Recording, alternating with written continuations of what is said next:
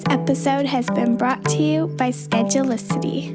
Welcome to episode 105 of the Connected Yoga Teacher podcast and our very last episode in our Yoga Studio Business mini-series. As business owners, it is important for us not just to serve our audience, but also to protect ourselves financially. That's why having some form of insurance is so important. Beth McVeigh is a specialist in liability insurance for yoga instructors and yoga studio owners, and I thought she would be an amazing resource for all of us to learn from. Whether you have insurance for your business or if you're looking to improve your coverage, I think you'll definitely walk away from this episode today with a better understanding of the kinds of insurance we as yoga teachers, yoga business owners need and should have. Just a note before we get into today's episode, Beth is a fellow Canadian, so she works for a Canadian insurance company. It is really important that you check with your own province, your own state, your own country, and the rules around insurance and your yoga business. Also, I couldn't really shut off the questions with Beth. We wrapped up the interview and then I had two more questions for her, one about sharing yoga online and one about yoga therapy versus therapeutic yoga, and I wanted to make sure to include those for you as well. If you are new here, welcome. If you are a returning listener, thank you so much for coming back. My name is Shannon Crow. I'm a mother of three, a yoga teacher, and a trainer and consultant working for yoga teachers. On a personal note, I have had my kids here home with me for 5 snow days in the last group of 8 school days.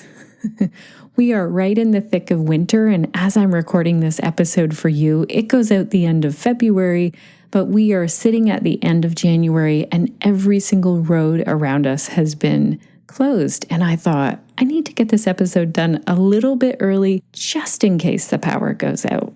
It's pretty amazing, though, the way technology works. I can sit here in the middle of a snowstorm, record this for you, and you can listen to it on the go. And that's why this podcast was created for you, so that you can connect to the information and inspiration every single week and feel supported as you're navigating the jungles of yoga entrepreneurship. All of the show notes for today's episode can be found at theconnectedyogateacher.com/105. And before we meet Beth and dive right in, let's hear our hot tip of the week from Courtney over at Schedulicity.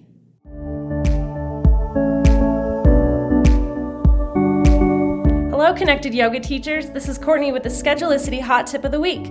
Sometimes when you're starting your business, it can feel like all of the responsibilities on your shoulders. But our award-winning support team is here to help. You can reach us 7 days a week for a phone call, live chat, or email question. When you're on Schedulicity.com, click the purple speech bubble button in the lower right-hand corner of your screen and say hello. We love to help, and we're excited to watch things fall into place for your business. You got into this business to do yoga, not to have to run a business. So let us handle the business and you handle the yoga. Thank you so much, Courtney. Alrighty, let's dive in and meet Beth. Beth McVeigh is the manager of the Commercial Lines Complementary Health Department at Lackner McLennan Insurance, which is the largest provider of insurance to yoga instructors and yoga teachers in Canada. At Lackner and McLennan, they specialize in liability insurance for yoga instructors as individuals, as well as yoga studio owners, and they cover a wide range of yoga modalities. I've been with Lackner and McLennan for over 13 years in my yoga teaching career, and I know that they've been serving the yoga community for over 25 years. In this interview today, Beth and I discuss some of the concerns yoga instructors and yoga studio owners face. We covered the different types of insurance to consider, whether you need to be a member of an alliance to purchase insurance, or if your insurance policy covers you if you teach in multiple locations, different countries, or online, and what kind of a policy you need as a yoga studio owner versus individual yoga teacher. I'm really excited about this episode because I want you to know how best to protect your individual yoga business so that you can continue to grow in your strengths and serving your community and protect yourself as well. So let's dive in and meet Beth. Welcome to the Connected Yoga Teacher Podcast, Beth. It's great to have you here today. Thank you so much. So in your bio that you sent to me, you told me that you're the manager of the Commercial Lines Complementary Health Department at Lackner McLennan, which is based in Ontario, Canada. Tell me what that role means, especially for our yoga teacher listeners. Yeah, absolutely. For the last 25 years, we have specialized in complementary health liability insurance. So we've put together a package based on years of experience of what we have found claims have come in and what we have found people have needed. With all that, we've been able to put together this package and be able to specialize in the different modalities. Yoga is our number one modality. We insure over 5,000 yoga instructors. From there, we have our registered massage therapists to Reiki practitioners.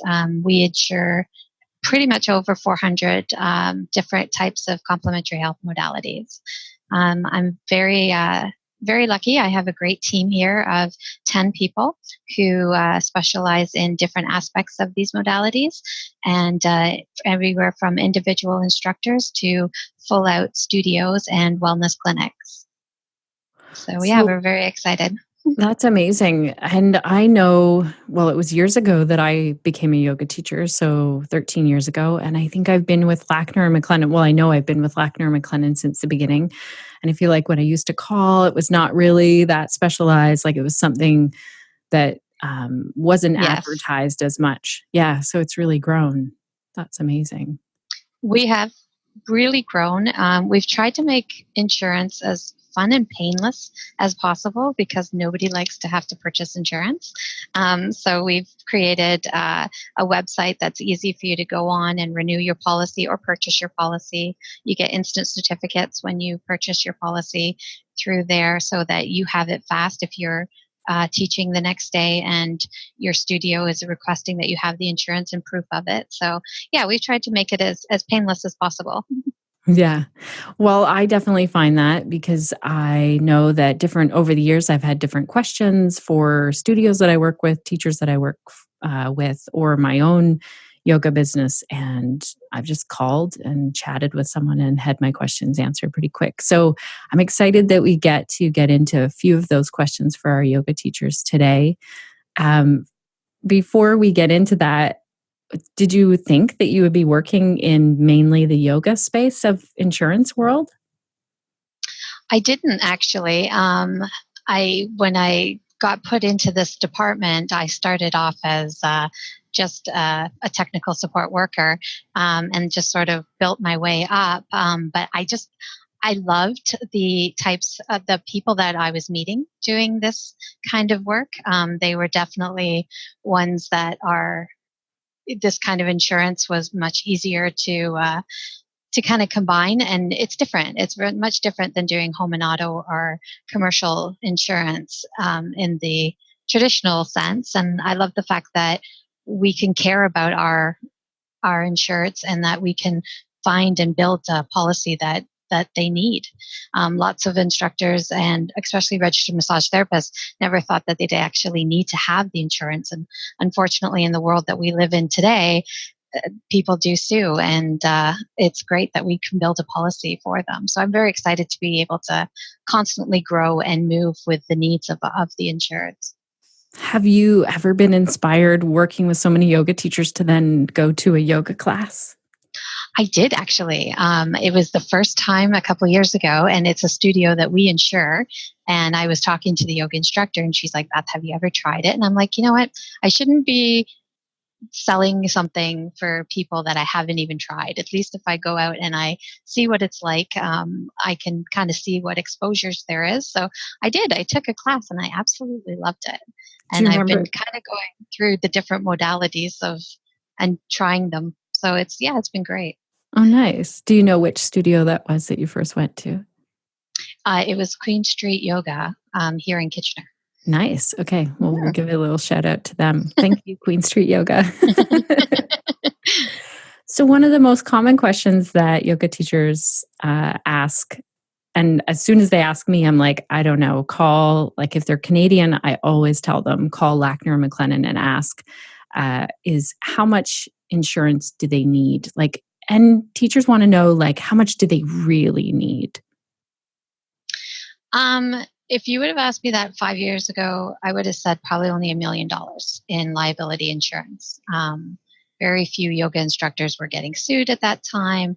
As the years have gone by and the dynamics have changed, we decided a few years ago that we were going to only sell $5 million worth of professional and commercial general liability. Now, because of the volume of yoga instructors that we have, we were able to keep the price of the $1 million policy, so the $225. The reason why we decided to do that was because we were seeing more and more claims come through where somebody would slip and fall going into a yoga studio, and they would pull in the yoga studio, the owner of the studio, the person on the lease, and the yoga instructor whose class they were going into. And by the time you go through all of that, you just want to make sure that they're properly insured. Right. I remember when this change came about, and I was thinking, wow, I kind of wondered what was behind it. So thanks for explaining that. So we're looking for a minimum of 5 million, and we're good and we're covered at that amount. Yeah, I've yet to see anyone max out a $5 million policy. Okay. So I would say that's plenty.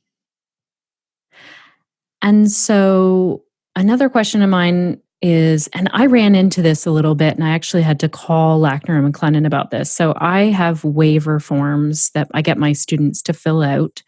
And I know so many yoga teachers have heard different things about this. So basically, when someone comes to my class, I want to know kind of really basics, what's going on.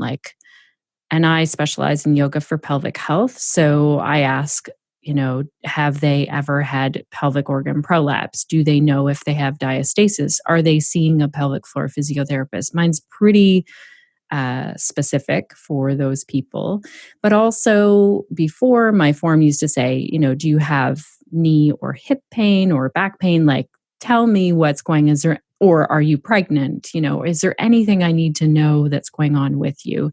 And then at the bottom, I have a little part there that says that they need to go at the pace that they need and really sort of take responsibility for their practice. They sign it, they date it.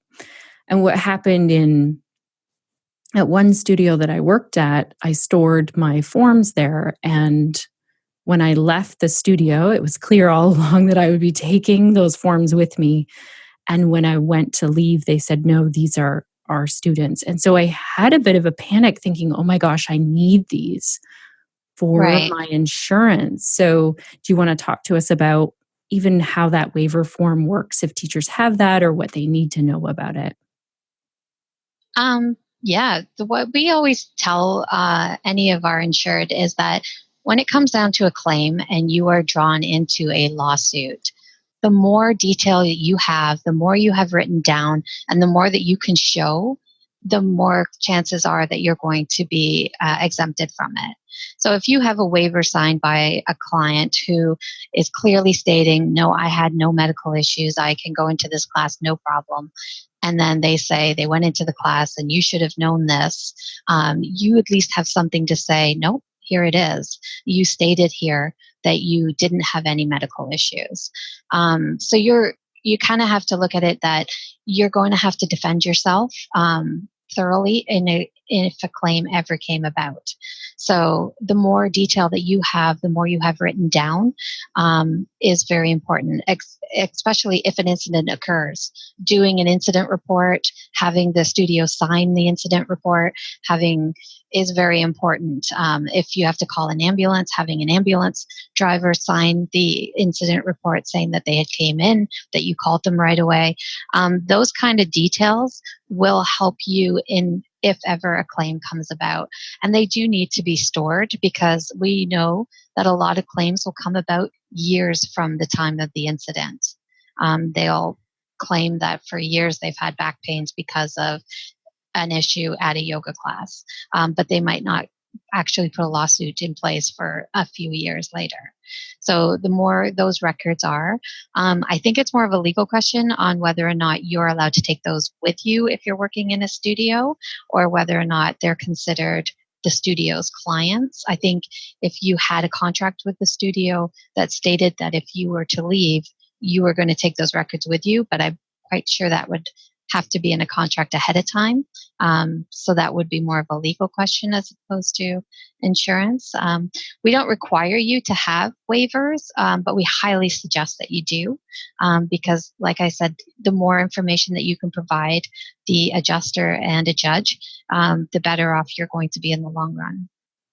This is so helpful. I remember being in a panic, calling then, and whoever I spoke with told me you're covered no matter what, even if you can't get those waivers. It'd be great if you had them, but we're good even without those waivers. And so I've adjusted how I do things. I don't leave my waivers at any studios. If I'm going in to teach even a workshop, I do my own waiver. I let everyone know. Even my students who I'm going back to see them and I haven't seen, so I run sessions and sometimes I don't see students for a year, like it might be a year before they join the next session. And I usually get them to do a new one. Like it's been a year and things could have really changed. So I definitely changed how I work with that waiver. And I really appreciate that you're saying write things down. I work at a physiotherapy office and they have all of these practices in place. We have, if something does happen, even if someone had like a little slip and fall in the room and they seem to be fine, we do a full incident report. We write that out. So I think that yoga teachers can take your advice on this, that we want to record things and write things down. And I've actually seen it quite a few times where somebody will have claimed to have slipped and fell or during a class, and as soon as that incident report is taken, and we've even had EMS workers who have signed off, well, the person seemed okay when we took them. Just having that as a backup is so important. Mm-hmm. Okay. And so if there's a new yoga teacher out there, so here's a question that I often hear when yoga teachers are coming out of their yoga teacher training, they're saying, how much is insurance and do I really need it? Like, is someone really going to, put a claim against me, sue me? And I always tell them this is something that you just don't skimp on. You need to find a good insurance company in Canada. I always say Lackner McLennan. So how quickly can a yoga teacher put a policy into place? Actually, a new yoga teacher could go on to our website at www.ineedapolicy.com, click on yoga, hit apply. It takes about 5 minutes. And as long as everything seems okay, the computer will actually generate a policy for you. So you'll have an instant policy within an hour. And if they're in their first yoga teacher training, can they sign up while they're in that, or do they wait until they have their certificate? What do they need to get insurance? Well, they need to have finished the training. And I know some places don't issue the certificate of training right away. So even a letter of completion is fine. As long as we know that you've completed the training, then we will insure you. All right. And then do they need to be a member of, like, say, I'm thinking of our biggest organization here in North America is Yoga Alliance. Do they need to be a Yoga Alliance member? No, there's no association tied in with this policy. So it's $225 whether you're a member of an association or not. So you don't have to be any sort of member. That's great. Is there anything else that you can think of for a new teacher to that you would like them to know? Just that no matter, even if they're just going to do 1 hour class and they don't think even once a week, you're still exposing yourself. You're still, even if you're teaching a class of 5 people, one person in that class can always come back and sue you. So it's very important to remember it doesn't matter how small the class is or if you're only teaching part-time, you're still exposing yourself. So you still need to make sure that you're fully covered. Okay. And then let's get into the different I see 3 different buckets, but maybe you know of more. I see the individual yoga teacher either teaching in their home or in a studio. Then I see a yoga studio owner. And then I see the traveling yoga teacher going outside of Canada or outside of their country. So, Right. is there a difference between those 3 groups of people? Yes. So our policy allows for the individual instructor. It is not location based. So if you worked from your home one day and worked from a studio another day, this policy will follow you wherever you go within Canada. I know that multiple yoga instructors will be here in Ontario, but actually in the summertime, they'll go do retreats out in Vancouver. So this policy will follow them anytime that they're traveling. If you're going to do a home-based yoga, I would suggest that you tell your home insurance provider because that is a change in risk, and they need to be aware that there are more people coming into your home, and it is business related. You can tell them if you had our policy that you have a $5 million commercial general liability, which allows coverage if they were coming into your home and they did slip and fall, then that would provide coverage for you if they decided to sue. It is important though, because some home insurance companies don't like home businesses. So you just have to make sure that your provider is one that will allow it. As far as yoga studio owners are concerned, the policy, our individual policy will cover you if you have a studio that's up to 200 square feet. So if you're renting a space up to 200 square feet and it's just yourself in there, there's $10,000 worth of contents coverage in the individual policy. So you're pretty much covered as that individual renting a space. If you're renting a larger space and bringing in multiple yoga instructors to do different classes, then we would start looking at getting you a larger policy.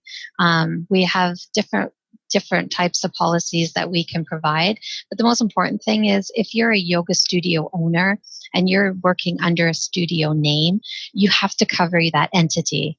Because like I said before, a person coming into a yoga class will sue the yoga instructor, the studio owner, and the landlord. So as the studio owner, you want to make sure you're protected as the owner, but you're also protecting your entity and your yoga studio name. We do have multiple different policies that we can offer studio owners, which will also trickle down to their instructors as well. And then for the retreats, we do offer different types of insurance. If you're just going to do a retreat in Canada, it'll cover you, it's about $250 per retreat, but it'll cover you for doing yoga classes.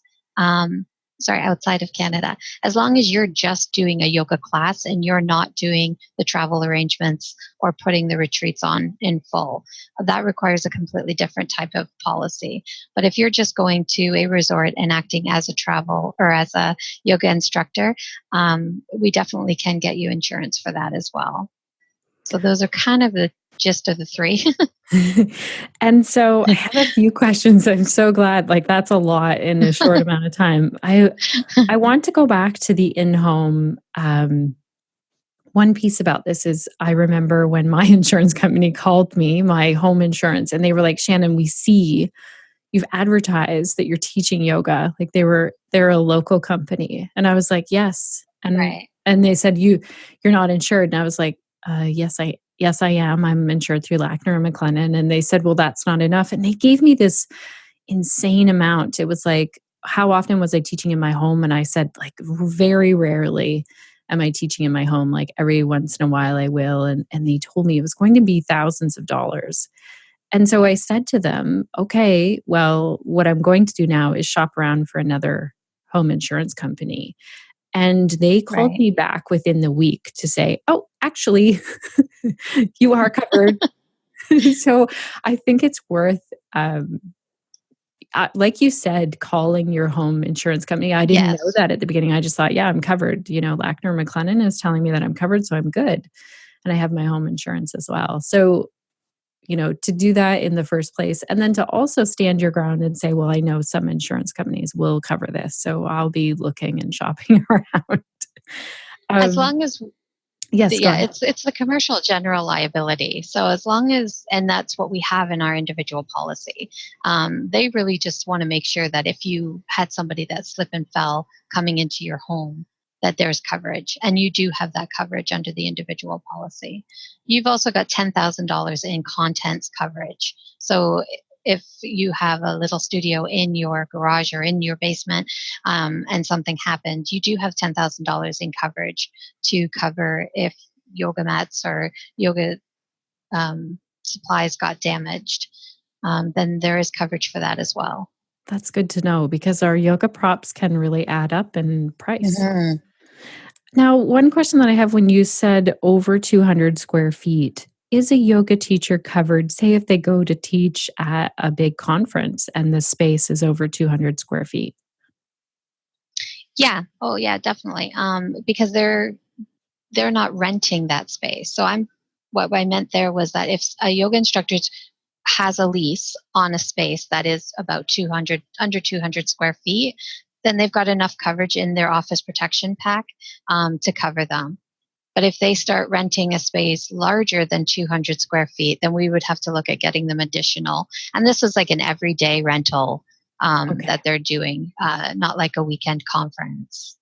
Okay, good to know.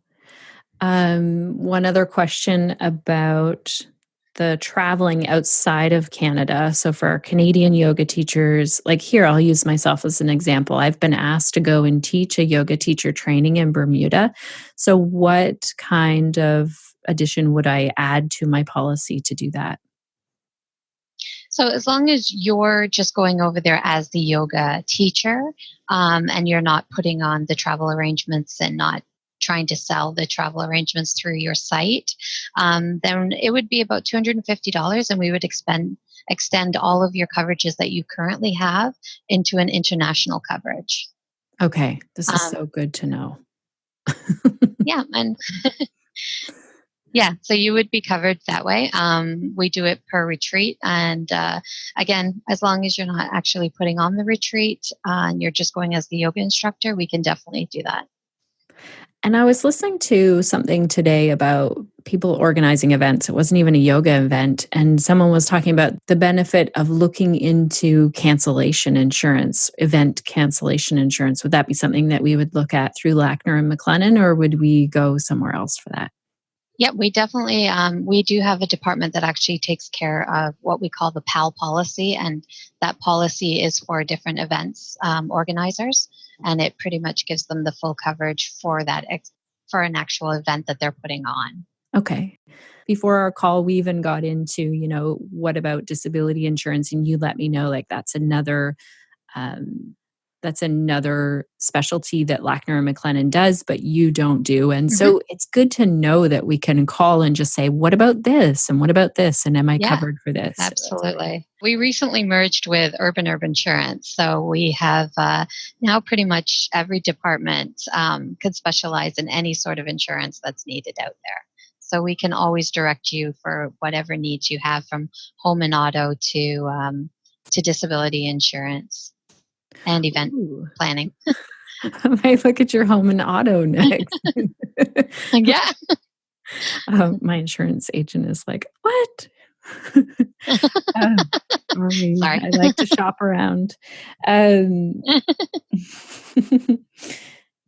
Something else, oh yeah, a kind of a random add to this is I remember teaching for the school and needing something written extra on my insurance. And I basically just had to call Lackner and McLennan and say, can you make sure that it's written on here that I'm insured to teach for the Blue Water District School Board? And Yep. Yeah. So we do multiple ones like that. We call them either event certificates, and it just basically adds that school board as an additional insured on your policy. Usually they want to know that if something happens, you're covered, and if they're drawn in, they'll be covered under it as well. Right. Okay. Now, you sent me a question. I don't even understand this question, so I'm hoping you can explain it to me. You said, what's the difference between an occurrence-based policy and a claims-made Yes. policy? So tell me, I don't even know the question well enough. We get this a lot from people who have been shopping around on insurances, and they will come to us. Multiple different insurance companies. Majority of insurance companies use what we call a claims-made form. What that means is once you stop paying for that insurance policy, you are no longer insured. So it's kind of like term life insurance. Once you've stopped paying for it, it's done. Whereas an occurrence-based form is once you might retire and stop paying for the policy, but as long as the incident occurred during the policy term, then your policy will still react, whether it's 2 years, 5 years, or 10 years down the road. If the person is accusing you of something during the term of the policy, then your policy will still respond. So it gives you that peace of mind that even if I retire and somebody claims that 3 years ago they took a yoga class and they did a pose and they've had back problems ever since, and they decide 3 years later that they're going to sue me, your policy will still respond because the actual incident occurred during the policy term. So now I'm so curious, is that what mine would be? This is something that I had never thought about before. This is really important. Yeah. Yeah. Okay. We only sell that occurrence-based form for our individual practitioners and individual yoga instructors, only because we want them to have that peace of mind of you're fully covered, even if you retire. Okay. Or Okay. go on maternity leave or leave. Yeah. Oh, right. This really makes sense. Okay. So even if a yoga Mhm. teacher, say they taught for a couple of years and then they went on sabbatical or they went traveling with their family and they're like, I'm going to take a year off teaching and then I'll be back to it, then they would be covered in the times where they were paying for insurance and teaching. Is that correct? Right. So if they were traveling and gone and all of a sudden somebody decided, you remember that last class you taught before you left? I got hurt in it, so I'm going to sue you now. Even though they've stopped paying for the policy because they're now traveling, they would still be covered because the incident occurred during that policy term. Okay. And so I wonder how many of our yoga teachers are now like needing to come back to their breath and having some anxiety because we're talking a lot about being sued. So do you want to tell our listeners, like, I don't know, kind of the inside scoop of what they should know? I mean, you've talked to them already about it used to be just $1 million and we thought we were covered then. Now it's $5 million we should be looking for in Canada. Is there anything else to sort of protect ourselves? We know the waiver and taking notes. Is there anything else? Well, we base a lot of because our policy is standard for all modalities. So we do base a lot of it on different modalities. And like yoga instructors are not the number one to get sued. We definitely have other modalities that come first place on those ones. But we just make a package policy that will cover everyone in that event. So you have your legal expense coverage, you have your professional liability coverage, and you've got your $10,000 in contents coverage. Basically, as long as you're filling out the forms and you're doing everything, you're documenting everything, you'd be fine in the long run. Your coverage is there. It's fully going to cover you. There's really not much more that you need. Most of our claims that come through yoga instructors are usually commercial general claims where as a yoga studio, something damaged happened. We've had yoga instructors who have lit candles and fires have occurred. So we've had different scenarios where they've actually made damage to a studio space, where then you've got your tenant's legal liability that would kick in. So it's kind of a widespread of different kinds of claims that come through. But I do have to say, yoga instructors aren't high up there on the claims list. Right. We're not the ones getting sued the majority of the time. But I like that you brought in even the candle. Like we in our studio in Owen Sound, and I know they're with Lackner McLennan as well, we have all those little battery candles. And sometimes I trip over Yes. those and I'm like, thank goodness this isn't actually fire, because Yes. I just get into teaching. That's occurred. Yeah. Is there anything that we need to know in our home space? Like, is there a, don't light candles, or is there anything like that maybe someone wouldn't know No. about? Just again, just being safe practice and knowing what your exposures are. Obviously, if you do light candles, you're going to have a higher exposure than using the battery ones. If you don't get waivers signed, you've got yourself a higher exposure because it's your word against their word. So just kind of standardizing that practice, whether or not you're in a studio or in your home, it just covers you in the long run. We have a waiver form that I give out on our website, and I'd love for you to have a look at it at some point and say, well, Shannon, it could be improved this way or that way. It'd be great if you took a Yeah, look at that. absolutely. Okay. And now one of our yoga teachers, now I know she's from across the world over in Australia.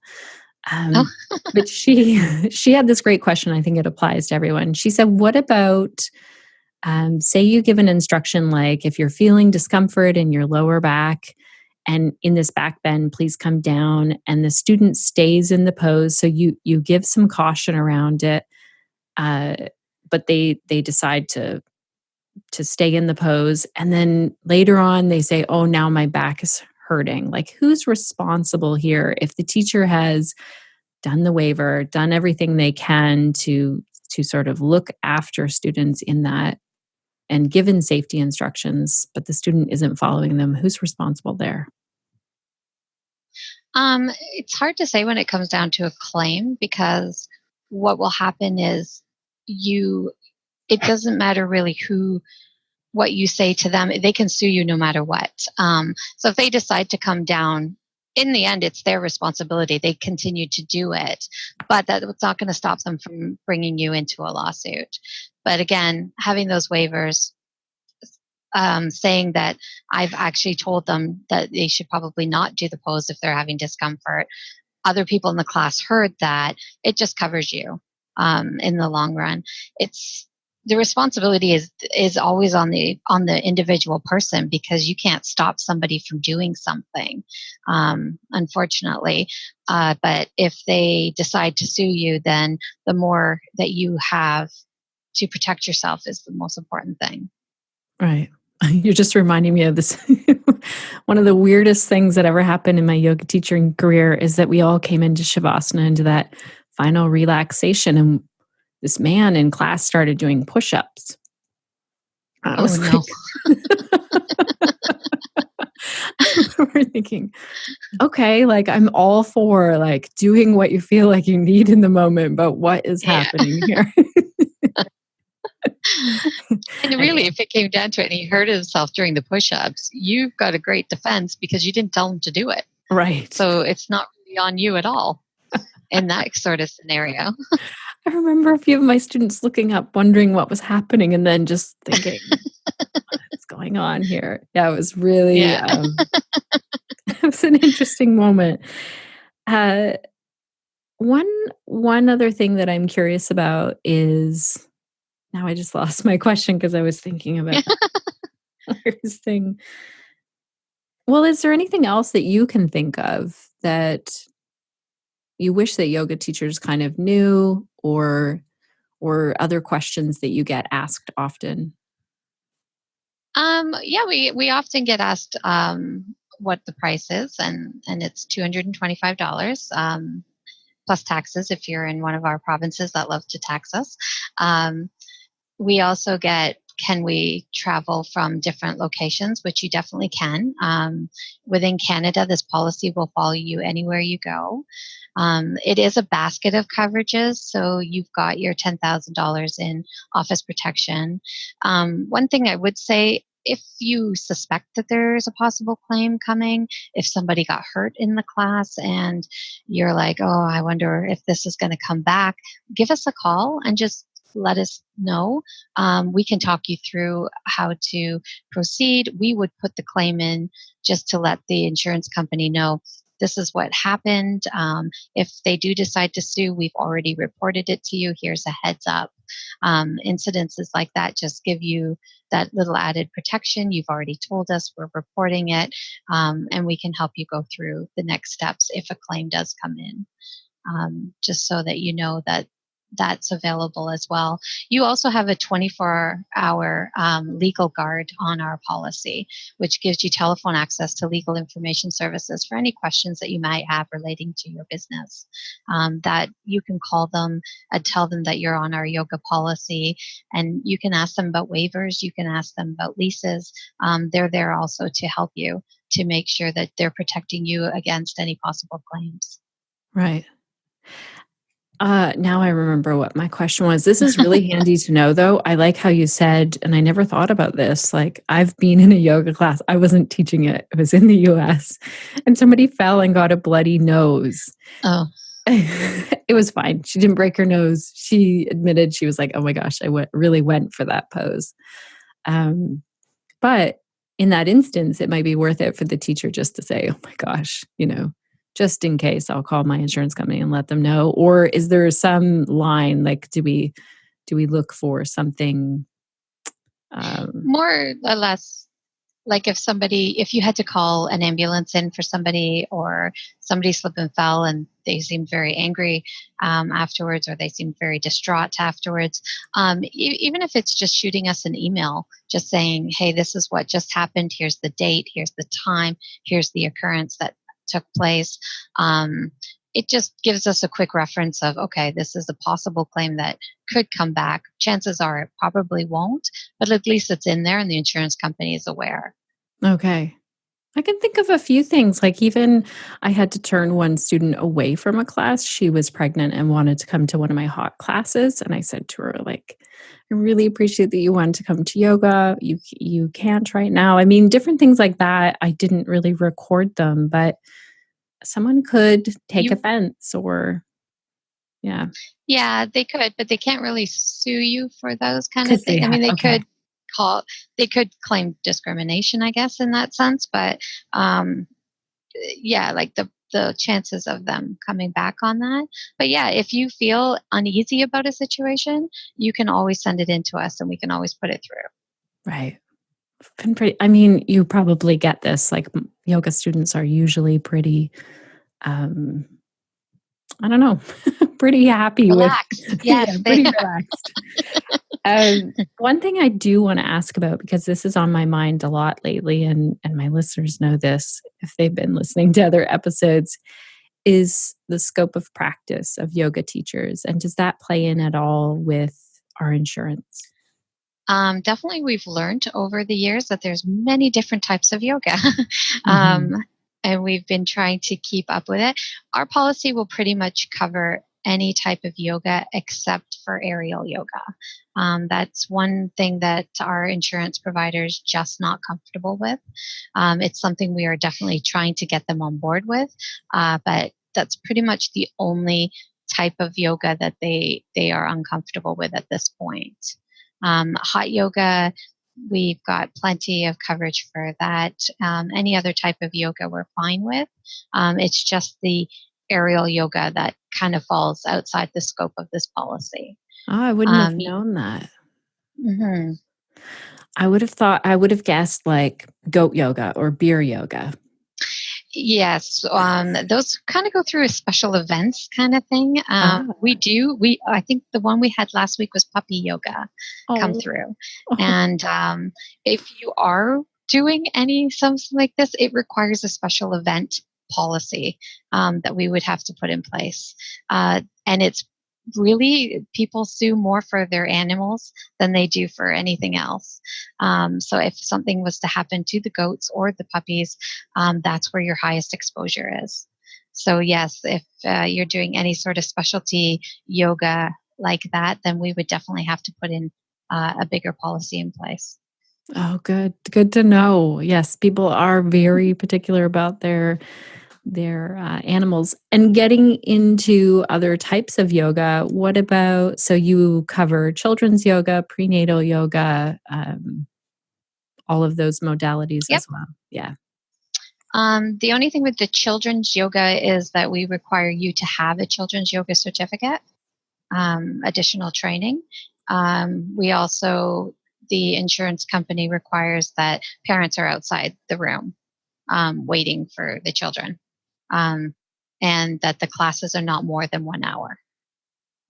So those Oh, are the restrictions on our children's yoga.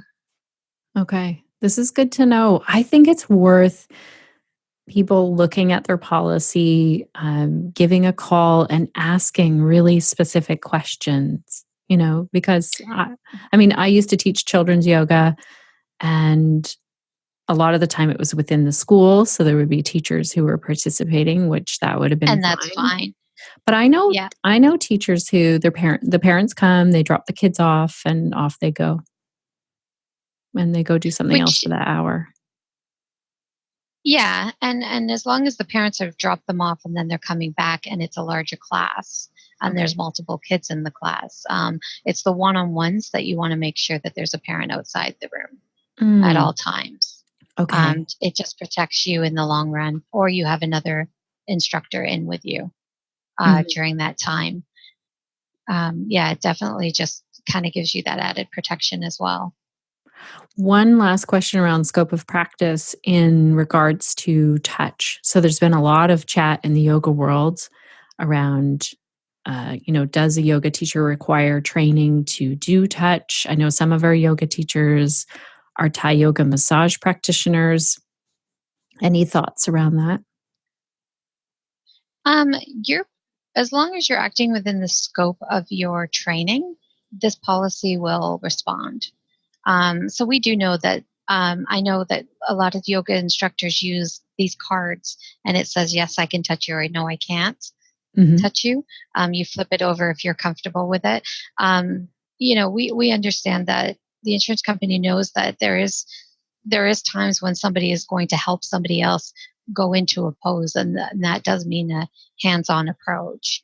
And that, from what I understand, that is within the scope of your training, so it would be fully covered under your policy. This has been so good to just chat it out. I'm so glad for all of these answers. I love that you know about the consent cards. We had Molly Kitchen Yeah. actually designed consent cards, and we had her on the podcast to talk about hers. And I use hers now, but I used to use like a homemade version of it, just kind of like a kindergarten craft project. But it does Yep. really help to clarify that consent. Yeah. And it's good. I mean, I think it is better to ask the questions ahead of time, even though, like you said, there could be this uncomfortable moment where, say, a student is really upset and they leave class, and we almost feel like, kind of crawling into a hole as a yoga teacher, but instead we could be empowered and call our insurance company and say, Yes. like, this is what happened. Here's my side of things. Like, what should I do next? That you're there to help. That's great to know. Oh, absolutely. And sorry, you had said that you have yoga instructors who are also Thai Yes. yoga massage.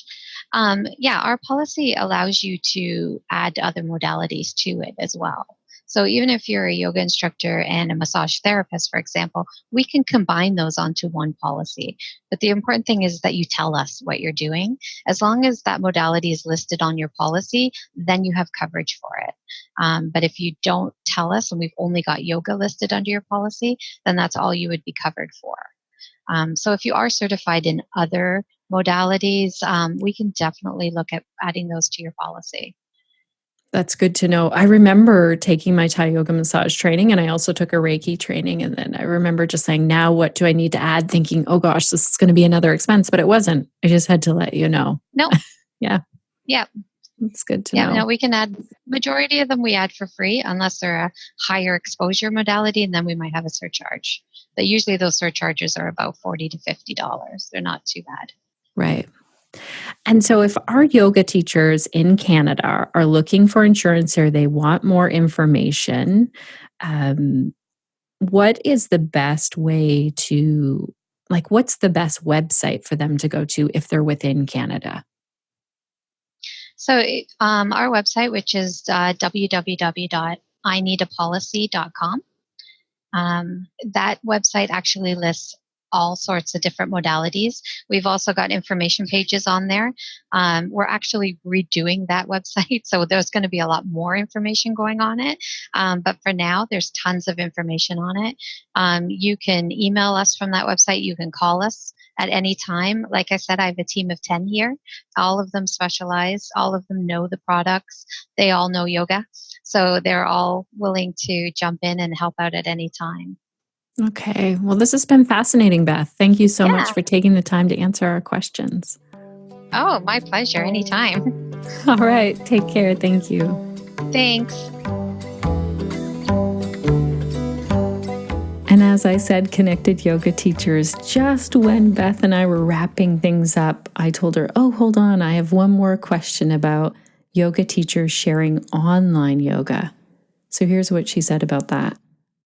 I wanted to ask this other question. A yoga teacher in the US said to me that her insurance company told her not to share any online photos, videos, or text explaining yoga unless she was charging for it. So do you have any take or thought on that? I thought that it was kind of the opposite, that I need to have a waiver form signed by someone if they're paying me for yoga. But if they find a video that I've done on Facebook Live, that's their own deal.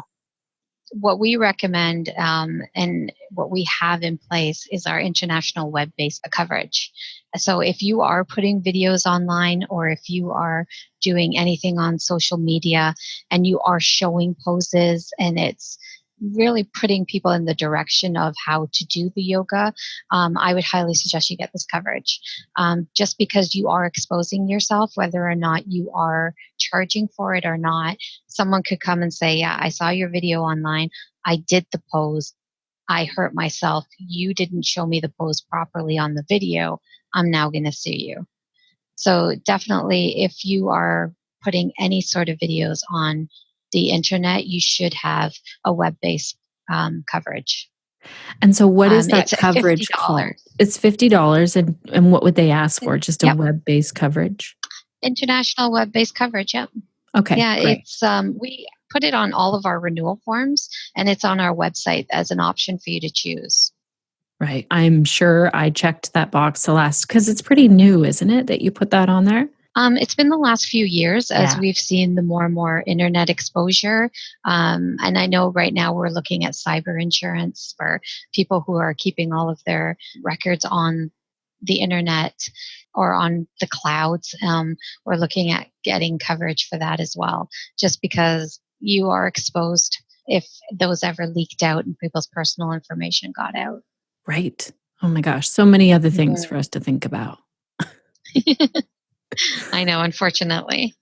But we do have quite a few yoga instructors who are 100% online. Yes. And we've talked them through that as well. Like they do full classes online. I was actually at a yoga wellness show this weekend, and I was speaking to a person and she was showing me her video classes, and it was just a live class that she was doing right online. And I was like, oh, wow. Yep. Yeah. That's amazing. But it is amazing. She's got a little room. And that's how they do it. Yeah. Oh, it seems to be a new world of It is. It really is. Well, thank you for answering that one as well. No problem. And then I had one more question. I wanted to talk to Beth about the difference between yoga therapy versus therapeutic yoga. So Beth, do you want to tell me about how our insurance affects us if we're yoga therapists or if we're certified with the Yoga Therapy Association? Yeah. Like I was explaining, I had to do quite a bit of research on the yoga therapy because I noticed that there's yoga therapy who are certified and with the association. And then there's therapeutic yoga, which might be somebody who is actually doing yoga more for people who have been in car accidents or people, or even in hospitals and helping out in that way. So, but they still call it yoga therapy. So we've had to kind of relook at it. And now when people call and say, yes, I'm a yoga therapist, we're like, okay, is this therapeutic yoga or is it yoga therapy that you're certified in? We can definitely add it to the policy. It is an additional $100 charge to do so. But as long as you're certified, I think it's a minimum 800 to 1,000 hours and you're part of the Alliance, then we can definitely go ahead and add that. Thank you for clarifying that. Well, Connected Yoga teachers, I want to hear from you. What was your key takeaway? Was there something that you learned in today's episode that you are going to use in your yoga business? For me, I think it's super important that I take a look at my insurance. And this has actually prompted me to put an annual thing in my calendar where I take a look at not only my yoga insurance, but also my household insurance and my car insurance every single year. And I have found, just as a side note, this is the way I work. My insurance company always sends me a letter, kind of an update, but I have found that I like to go in and meet with them in person or talk to them on the phone. That's just the way I work. I know other people really like to read something and email back and forth. I'm a kind of like, let's chat this out and I want to ask some questions person. Speaking of in person, who wants to meet up in person? In a month, I am going to be in Toronto at the yoga show, talking to yoga teachers, interviewing yoga teachers, and I would love to meet up with you. Schedulicity is sponsoring a gathering for us in Toronto at the same time as the yoga show. It's so exciting. Friday, March 29th. You can find out more about this on our website or in our Facebook group, and I will be sending out more information in an email soon. This year, I am also leading 3 in-person trainings, Mama Nurture in Bermuda, Mama Nurture in Meaford, Ontario, and Yoga for Pelvic Health in Meaford, Ontario. And I have some big news about this. I'm going to talk more about it next week in the episode. Stay tuned for that. But all of the dates and information for those trainings are on the connectedyogateacher.com. Look under events and trainings. I need to say some thank yous before I sign off. First of all, to our team, Suzanne, Samantha, and Crunch for making this episode happen each and every week. Also to you, dear listeners, and to 2 listeners who left us a review. Adria said, of all the yoga-related stuff on Facebook, Pinterest, Instagram, YouTube, etc., this has to be one of the most informative, valuable groups I've seen, and I've only been a member a short time. Thank you all so much. Adria, thank you for leaving that review. And if you're wondering what group that is, go to our homepage at theconnectedyogateacher.com and you can join us. Also, a shout out to Gretchen. Gretchen, I feel like we've been getting to know each other a little bit more lately. Gretchen said, big thanks to Shannon for lots of things, including the 5-day content challenge. I'm on day 3 and loving the simplicity of breaking down the when, why, and how of sharing content. It inspired me to craft content plans for 3 programs, and I have 2 more that are waiting their turn. I'm excited to see what is shared in day 4 and 5, as well as to create my first set of content on Tuesdays from 1 to 3 for yoga teachers to fill 8 spots in my Peace in the Pause teaching mentorship by February 28th using images and copy. I know, it's 2 things on Facebook. So the reason why Gretchen is getting super specific here is because that's what I asked her to do. It was part of the homework. And she goes on to say, creative productivity feels so good. The 5-day content challenge is also on our homepage. So go to theconnectedyogateacher.com and you can sign up at any time. It's free. It walks you through, especially if you're wondering, what do I post? What do I share? How do I tell people about my events? Okay, Connected Yoga teachers, what will you be doing this week to stay connected to self, to your practice, your community, so that you can share the yoga that lights you up?